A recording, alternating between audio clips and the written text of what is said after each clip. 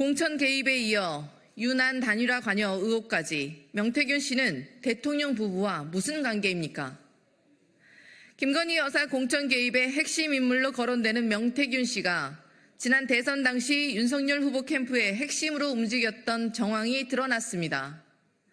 단일화 과정에서 명 씨가 윤석열 후보가 전화할 것이라고 하자 윤석열 후보로부터 전화가 왔고 명 씨가 안철수 후보 측에 윤석열 캠프의 구체적인 요구를 전달했다고 합니다.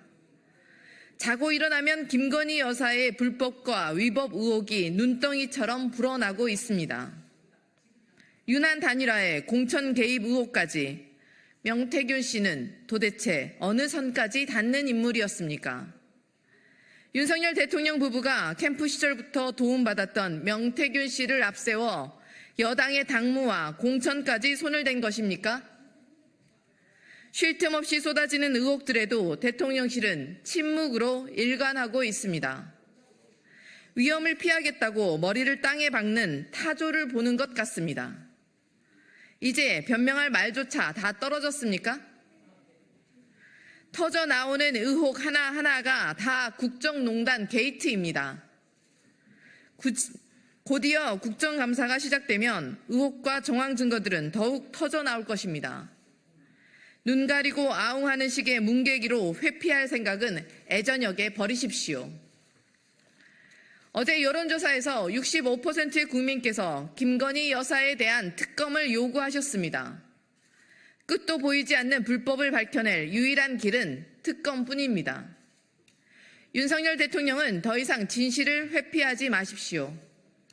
더불어민주당은 특검을 통해 김건희 여사의 국정농단을 저지하라는 국민의 명령을 반드시 수행하겠습니다. 두 번째 브리핑 시작하겠습니다.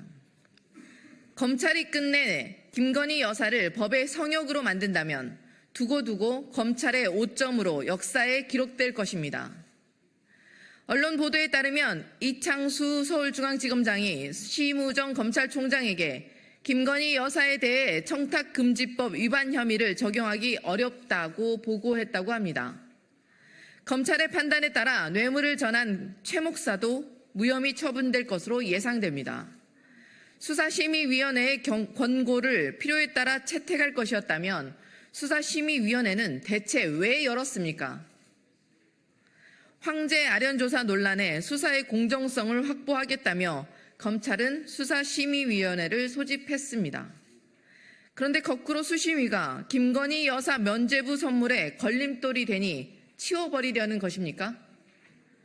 검찰의 횡포와 무도함이 막장으로 치닫고 있습니다. 결국 검찰의 수사와 수심위 절차 모두 오직 김 여사에게 불기소라는 면죄부를 주기 위한 요식행위에 불과했음이 백일하에 드러났습니다. 윤석열 대통령이 입맛대로 검찰 지도부를 갈아치운 이유가 명확해졌습니다. 사법 정의를 목 놓아 외치던 검찰이 대통령 부인에게 면죄부 뇌물을 바치려고 가진 애를 쓰고 있으니 실소를 금할 수가 없습니다. 수심위가 명품백 수수에 청탁금지법을 적용해야 한다는 의견을 낸 만큼 검찰은 김건희 여사를 기소해야 합니다.